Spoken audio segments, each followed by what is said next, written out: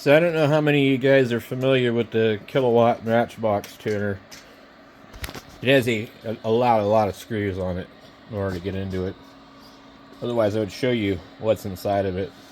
And sometimes they kind of strip out. So, people have done lots of weird things to them. They're just be probably made in the 50s or 60s, and it'll have this thing on the back. This one, they mounted the coupler inside of it. So, balanced 2-wire line, single wire. This one here is supposed to be grounded,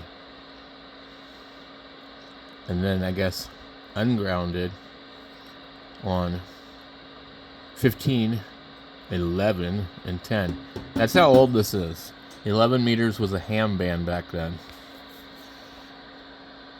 So basically, there's a Dow key in here, more or less. So you could have your receiving time. This, you have to disable the relay. If you get one of these and it's never been touched and you try and hook it up without using this, it won't work. Because what this is supposed to do is you'd have your relay here. You need voltage on it. And then the control part. And then there's this RF probe too. I don't remember the specifics on that. But then there's a different one on my other Matchbox, but basically you would hook your receiver up over here, and then your transmitter would go here. And you can do regular coax, but that's not what it was really designed to do. So we're gonna hook up. We're gonna need to ground that, but we're gonna hook this one up. And then we'll flip it around, and if the Kenwood continues to work, we'll use it to test it. So what we're going to do is we're just going to get like a little piece of wire here. We'll just take it and wrap it.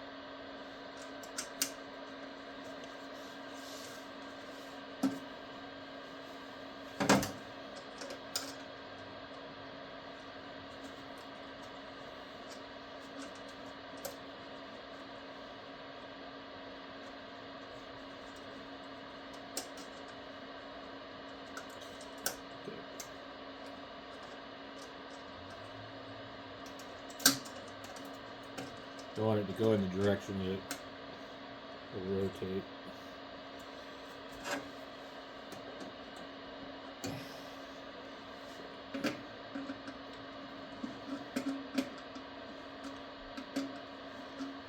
I know I should use a regular wrench, but whatever. Okay, so now my ladder line, where did it go? Where'd it go?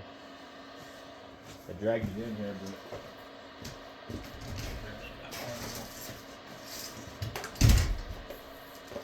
so we're using, this is called Belden transmission line, and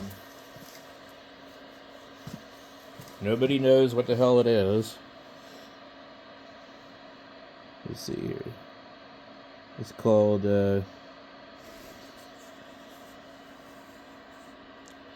Belden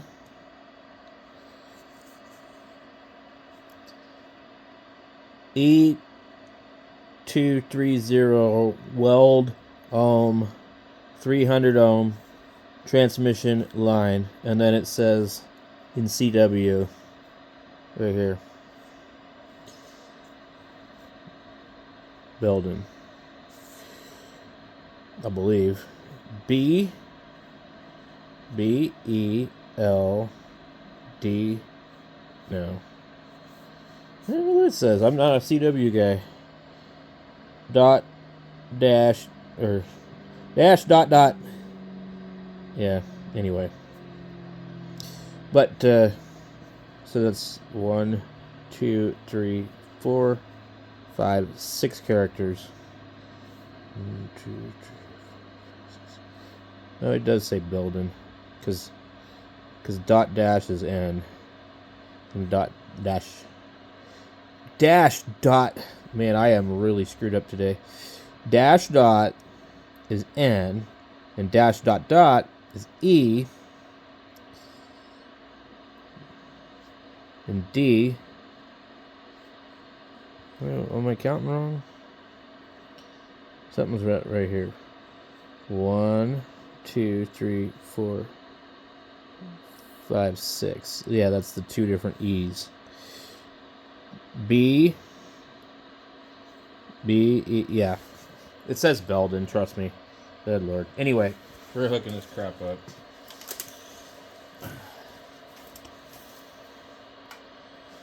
Okay. And then I'm bypassing all the other stuff in the shack. So, I gotta find a coax jumper to go to the radio. I'll probably rob the one down here off of my 2-meter stuff. Unless I can see or find one laying around here somewhere. I don't generally keep a lot of coax jumpers laying around.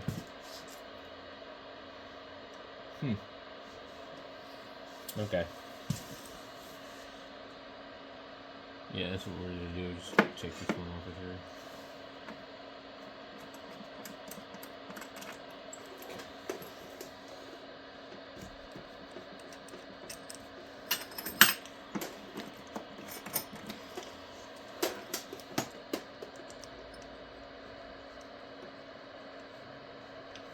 I got this radio on down here on Simplex. Let's turn it down.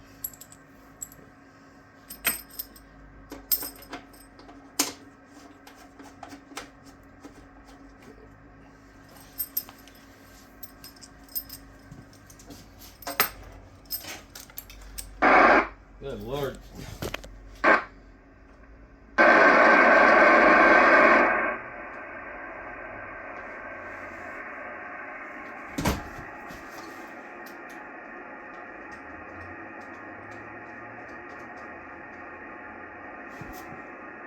Now another thing I've also done, I've elevated my feed line in about 90% of it. This has nice little rubber feet on the bottom of it. Thank God. So,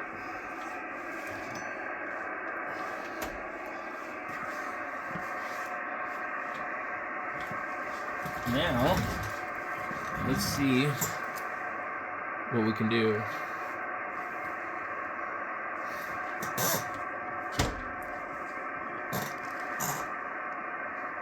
So with the KW Matchbox,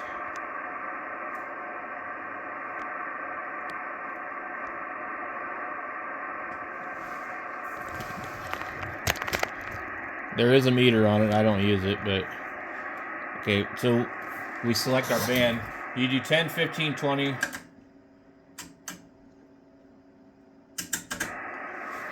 Or 40. So, we'll make sure this radio will probably quit working as soon as I start testing it, but we'll just make sure we're on 80. You can't do 160 on these. You can't do the in-between bands. You could, but I don't know how well it works. So we'll stay right where we're at. We want it on SWR.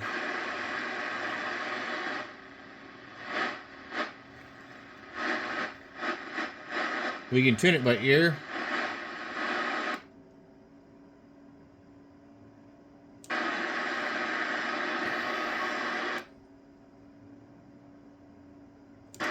Now what I found with this tuner is it doesn't want to tune.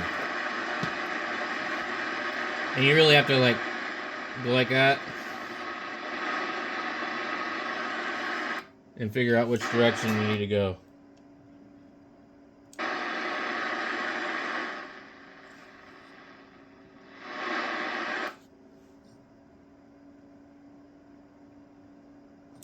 Okay, we're getting better.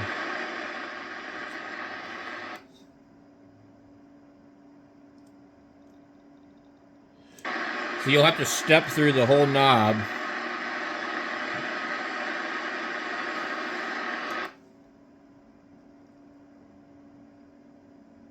And then you can find your lowest point.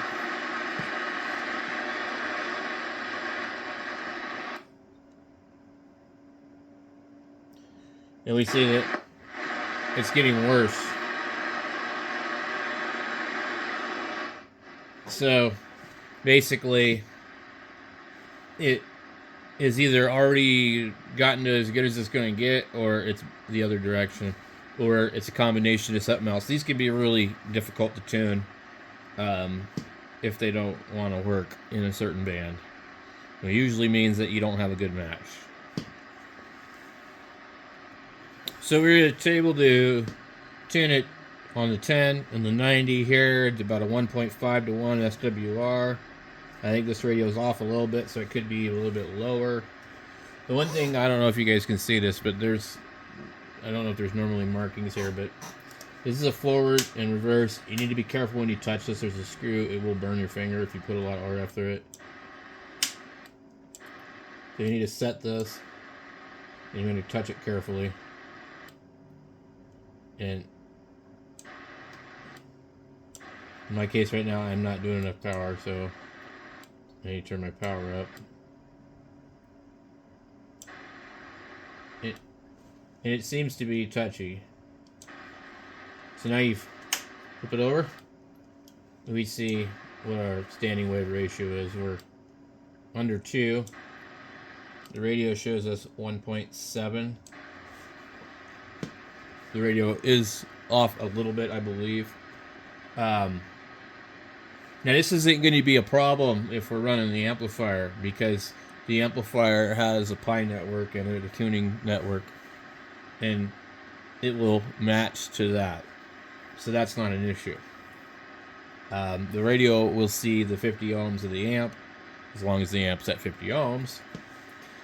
Which, of course, the discussion we were having, if the amp is off by a little bit, a lot of the modern radios, if it's even off just a hair, like 1.5 or more, it starts to cut back power to protect the radio.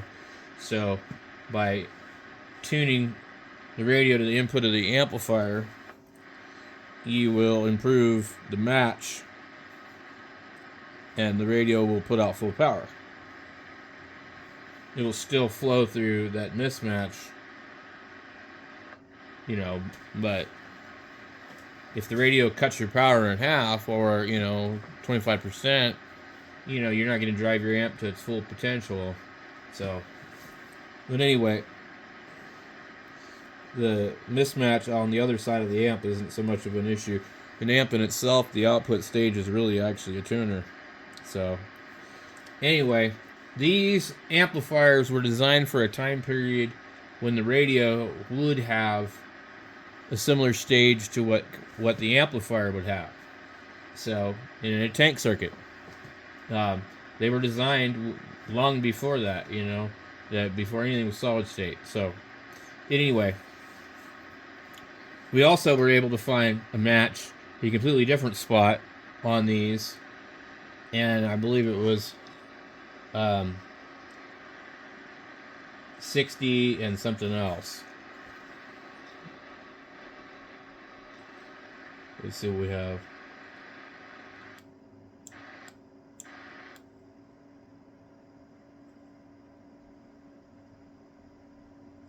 No. So 60 and 10 is a little bit under 2. But we go all the way to 90. There's usually a flip side to these.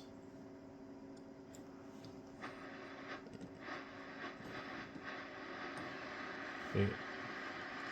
60 and 10.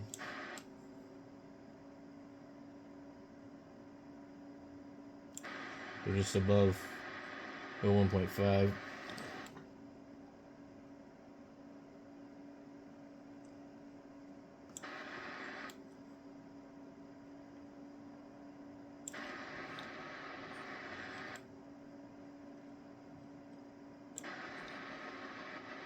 You really gotta fiddle with it and go back and forth. A small change on one of them can change the other a lot.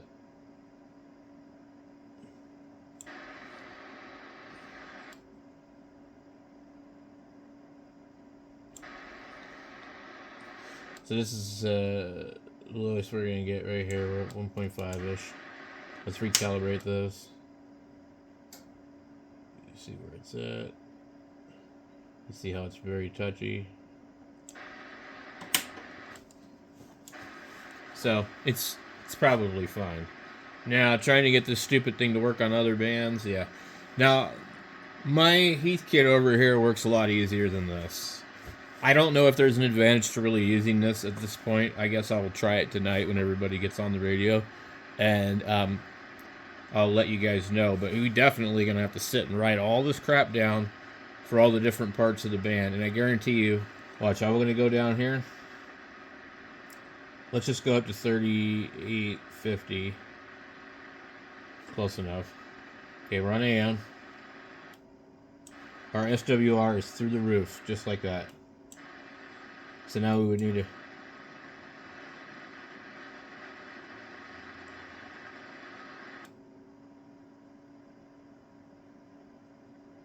But we improve it just by moving the tuning. Now, the tuning and the matching, I don't really know what the terminology really refers to. But this should be the transmitter, that should be the antenna, I think.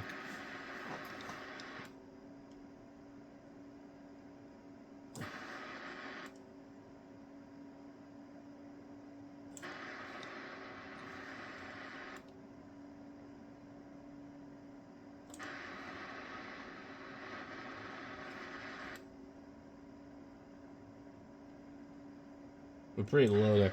Once you get to that point where you start to see it dip, you want to go further this way.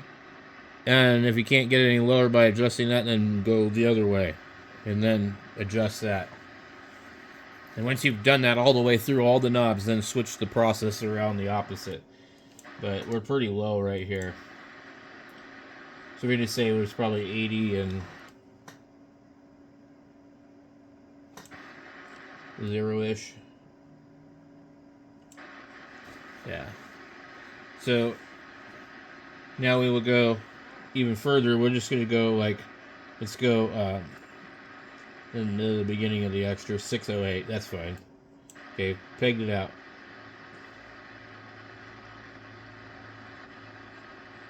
Let's see. I'm not hearing it change.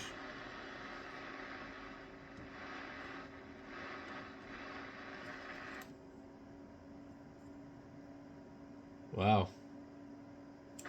Okay. So it favors the lower part of the band, I can tell.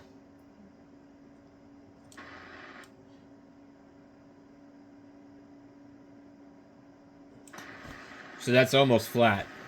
And now we're at like 35 and 83 or so, 84. So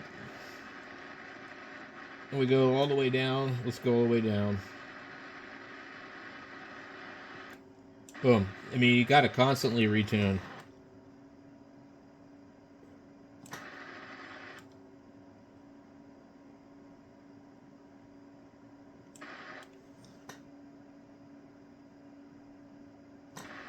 Should have about 74 and 47-ish.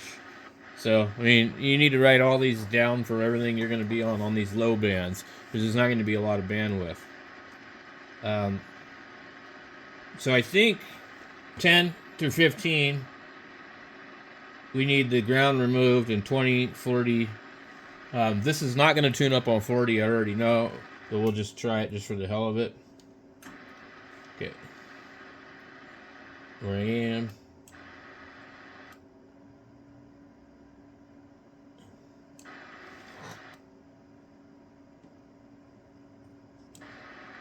Okay.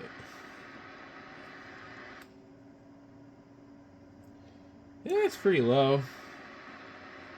Somebody even marked 40 on it. But I've had this apart, so I'm sure the dials aren't where they were originally. That's actually low enough for 40. But I can't get it to tune up on 40 on the other tuner. So actually, not this one. I haven't tried this one, but I have another tuner I tried. So okay, let's go high up into 40.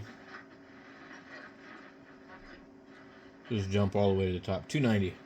Okay. Wow. Ooh, but I feel RF coming into my microphone when I did that. So this is why I don't like 40. 40 is not good on this.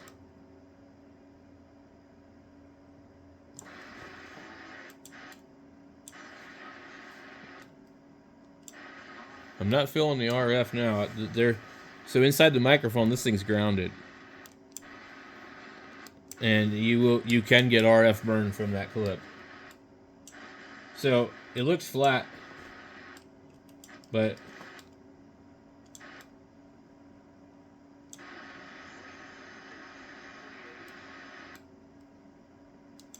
no, I can feel the RF. So this is not good on 40, even though it shows it's good on 40. 40 is just going to give you trouble on the 80 meter loop, and that's just how it is. So let's go ahead and try 20. We're at the, let's go to the top of there. Let's see where we're at. Holy crap. It's almost 0.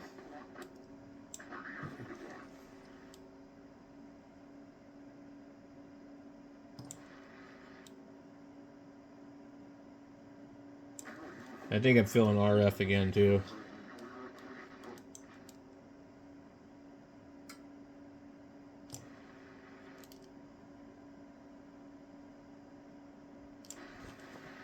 So, 20 looks good. Let's go to the low part.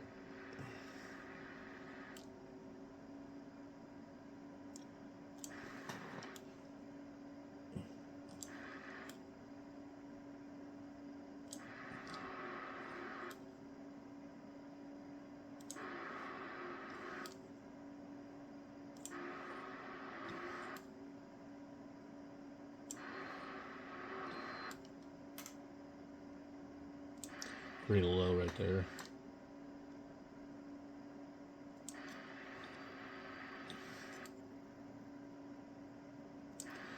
Yeah, so we did a reasonable match on 20. But this is really a pain in the ass. I mean, like, you know, unless you can see a benefit of doing this and your signal gets out better, you know, I would prefer to just use a 4-to-1 balun on the ladder line and feed it into a traditional tuner. I don't want to deal with one of these. In fact, you could even run it to an automatic tuner. I mean, so. But this is supposed to be the most efficient, best way to do it. Supposedly, this is absolutely amazing.